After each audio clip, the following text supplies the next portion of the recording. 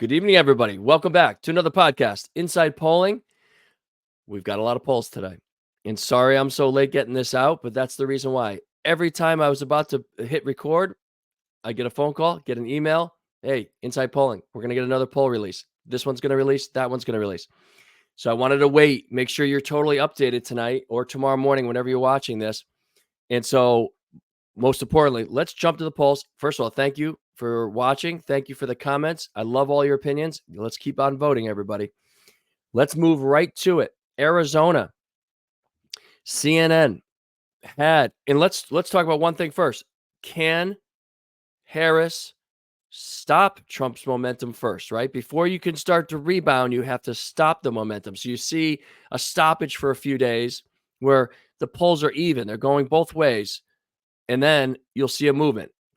Can Harris stop the national movement towards Trump in the battlegrounds and across the country first? Can she do it? Let's watch the polls and see. Yesterday, we had about 3 or 4 polls going Harris's way.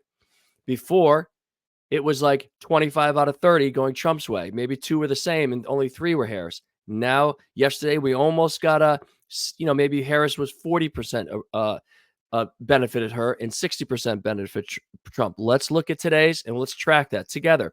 And we'll do it live.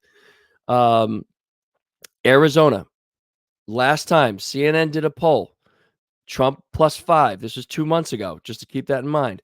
It's now Harris +1. That is a 6-point move for Harris on a CNN poll in Arizona. We have not seen good polling for Harris in Arizona. We see one here. Good poll for the vice president, 6-point swing. Yes, it was 2 months ago was the last one. And yes, some of you are going to say CNN. Are you kidding me? CNN's okay with polling. Fox is fine with polling. Let's move to Nevada. Another CNN poll. Harris was up by 1. Now it is Trump up by 1. Okay, that is a 2-point move for Trump. So again, they go right back to back. So you can't blame CNN on this one. Harris +1 to Trump 1. That's a 2-point gain. We go to North Carolina. Harris +1 to a tie. This is from Survey USA, North Carolina. Harris +1 to a tie. A Trump gain again. That's 2 polls to 1 right there. Another North Carolina poll from, let's see, this one's from Trafalgar. Okay, this one is Trump +2 to Trump +3. A Trump gain. Another good poll for Trump. Another North Carolina poll from Elon University. Harris +1 to a tie. Another poll for Trump. So it doesn't look like at this point she has stopped this momentum. Wisconsin, insider advantage. Was a tie. Now is a Trump +1. Another game for Trump.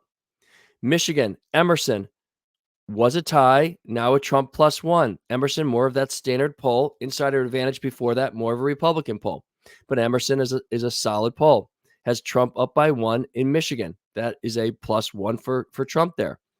We have another poll in Michigan from Susquehanna, who did not have a poll before, now has Harris +5. So they did not have a poll and is showing a Harris +5 in Michigan. Huge poll for Harris. So 2 big movements for Harris in Arizona and Michigan.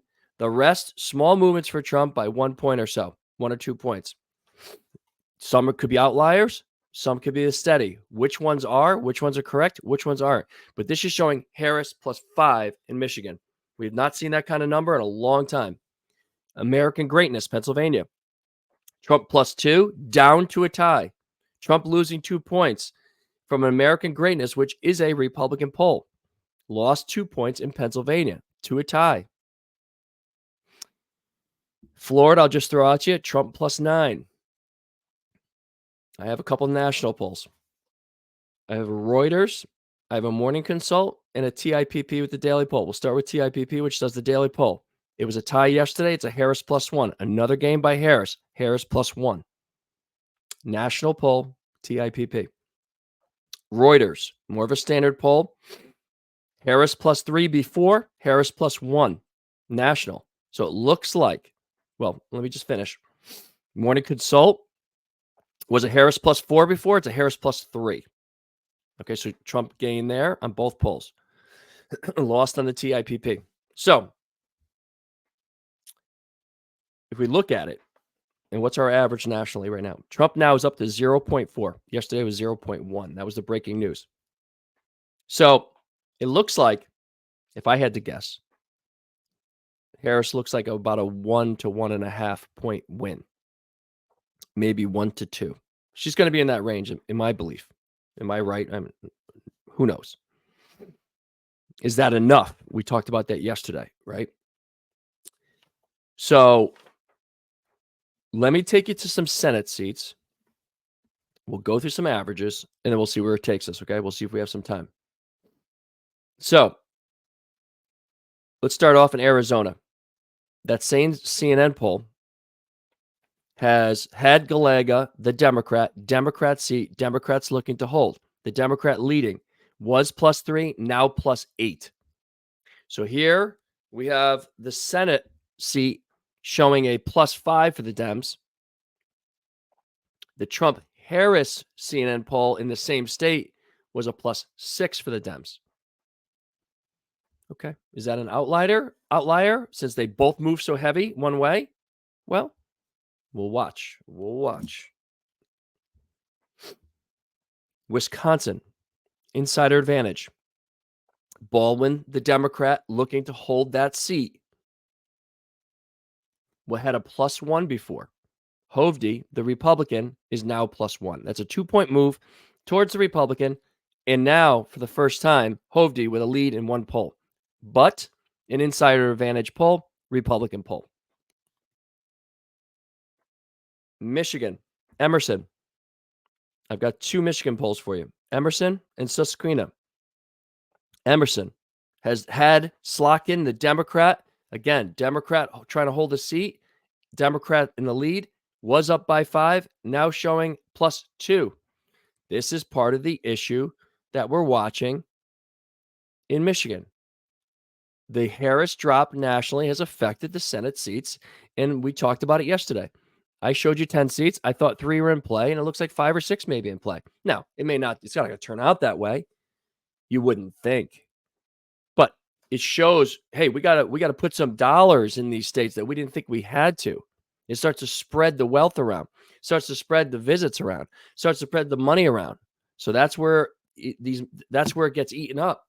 So let me go to Susquehanna, who did not have a poll before, comes out with Slotkin +1. So the Democrat holding a +2 and a +1. You don't want Michigan you don't want to see these numbers. These numbers were sitting at 5 and 6, right? A few weeks ago. And now, because of the drop, we're seeing +1s and +2s. Dangerous territory. Should hold. Democrats should hold in Wisconsin and Michigan. They're tough to get as a president, let alone a Senate seat, sitting Senate. So very difficult. Very difficult. Pennsylvania. We had American Greatness poll. Casey was up by 8. The Democrat, again, a Democrat seat, Democrat holding, trying to hold on. Casey +8 is now switched to a Casey +3. Again, Pennsylvania, Trump creeping into Pennsylvania, drops these numbers down from 8 to 7 to 6 to 5. Now we're down to 3. Casey +3 there. Tight. Nevada, I have 2 of them. Trafalgar had Rosen, the Democrat, another Democratic seat trying to hold, down from +5 to +2 now.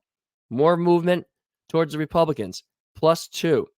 I now go to Nevada in CNN poll. Rosen +10 now is sitting at a Rosen +9.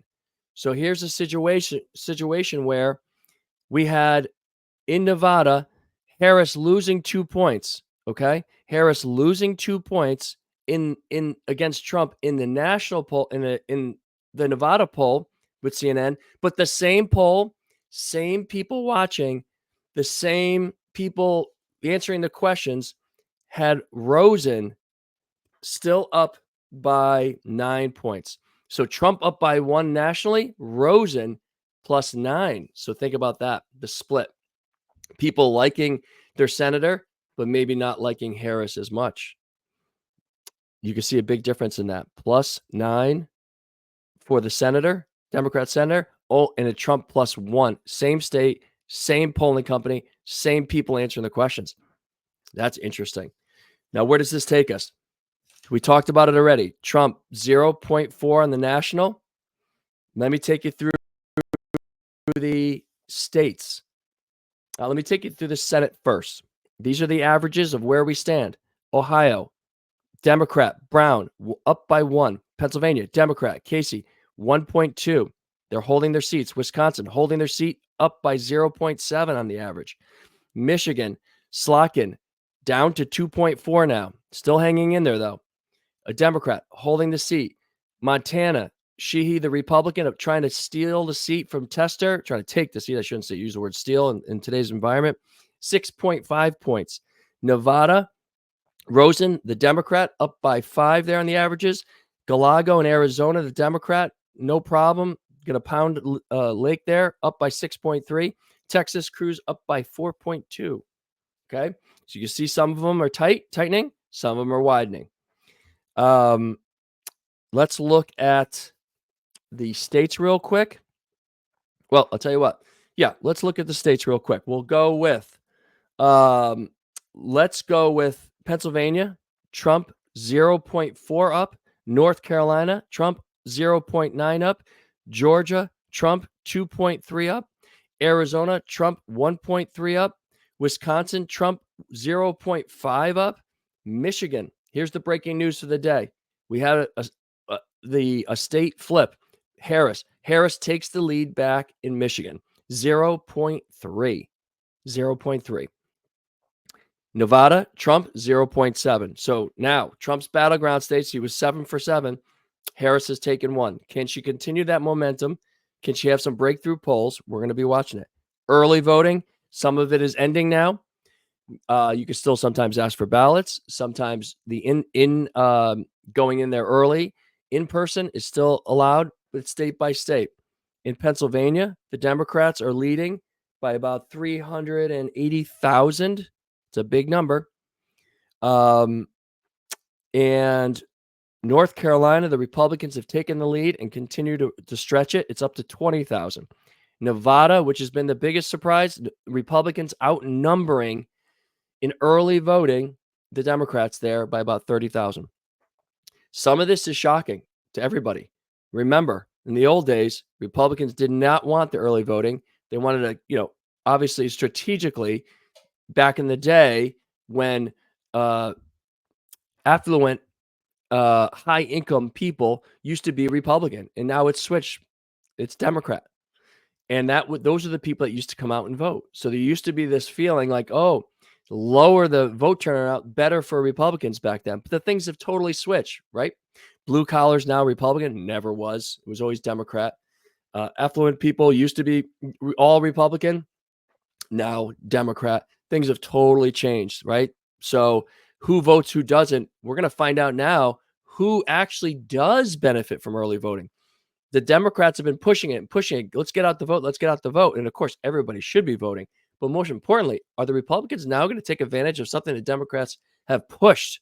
We're going to watch that. But remember, on election day, we should be getting results much quicker because the day of voting could be down 20, 30, 40% at the polls that day. It should be very easy to handle the polling on election day because so many people have done early voting. It should get the numbers out quicker. You shouldn't have to sit there till 2 a.m. for results. Look what Florida does. They count their absentee ballots and beforehand. Why wouldn't you? There's no reason not to. Have everybody there, count them all up, agree. You got weeks to do it. Count them up and then just read the results the day of. Super, super easy, especially now with a lot less people going the day of. So I'm going to show you real quick. I'm going to share my screen and while we have a few minutes here, show you the map. And I'm sorry here. Let me get all of the states. There we go. Okay. Now, for those that can see, you can see right now the race with 7 states open: Nevada, Arizona, Georgia, North Carolina, Pennsylvania, Michigan, and Wisconsin. The screen shows 226 electoral votes for the Dems, 219 for the Repubs. 93 are undecided. Only 93. So here's what I'm going to do. I'm going to just show you how important North Carolina is. Because I think it's a weakness for the Democrats and for the Republicans, excuse me. Remember, 2016, Trump only won by 2. 2020, he only won by 1. So I'm going to play a little game here. I'm going to give Nevada to the Democrats because somehow in Nevada, the Democrats always pull it out. Now they're behind in absentee. I can't give it to the Republicans yet. Let's give that right there for just past history, since Trump did not win in 16 and did not win 20, Nevada. Let's give Georgia back to Trump, wins that state back. Remember, Biden took that back. Let's give Arizona to Trump. He wins that one back that Biden took. Okay, now let's just say for fun, North Carolina, Harris can flip North Carolina. What does it do to the map? It's not a victory yet. It's 248 to 246 for the Democrats, 248 to 246. But here's what it does. One state like North Carolina or Georgia, we could flip-flop those two, no problem. Either one of those two forces Trump to win 2 of the blue wall states. 2. So what does Trump have to do? Doesn't matter. He can win Wisconsin and Michigan. That puts him at 271. He can win the multitude of whichever 2. It doesn't matter. So I just want to show you that with North Carolina, that forces Trump to not only win, let's say, Pennsylvania or Wisconsin or Michigan, he has to win 2 of them. Where right now, and I'll show you, of course, the win, right? It does not matter. Right now, if he wins North Carolina, it puts him at 262. He still needs. Nevada does not do it, by the way. Just to show you, Nevada only brings him to 268. So Nevada doesn't really matter unless things happen. He loses North Carolina. Then he's trying to win New Hampshire, trying to win Virginia, trying to win New Mexico, trying to win Minnesota. But that's why they're opening their map a little bit. And that's the only reason if things get squirrely. But if things stay to somewhat to this, it's going to be up to North Carolina. Can Trump hold North Carolina after winning by 1 point, losing 1 point? Will the voters go back to him like 16? If not, he has to win 2 of the blue states. If not, then he wins North Carolina. Remember, Harris just needs to hold Pennsylvania, Michigan, Wisconsin, and it's over. Doesn't matter what happens in North Carolina. Doesn't matter what happens in Nevada. If Harris wins Pennsylvania, Michigan, Minnesota, she wins as long as she carries those Virginias and New Mexicos and Minnesotas, which are not been battlegrounds for a long time. Just wanted to show you that map just so you can see it. And so that, that will show you that the opportunities for North Carolina, what it does for Harris. All right. So we're caught up. Did I run you through the states? I did. I took you through the Senate races, took you through the national. The national is Trump 0.4 now. And just wanted to show you the map on how important North Carolina is. Remember, it's tight there. It's tight in North Carolina on the early voting. And the independents have equaled the Democrats and the Republicans. 650,000, basically 630,000 and 620,000. So how are the independents voting in North Carolina? Trump loses North Carolina. He has to win 2 blue states. He wins North Carolina. He has to win 1 blue state. Harris just holds on to the blue. It's game over. Guys, you're caught up. I appreciate it. Wanted to give you a quick one today. We'll be back tomorrow. We'll load up the polls, and they're going to get heavier and heavier as we come. I hope you have a good night, everybody. Everybody take care, and we'll talk to you soon.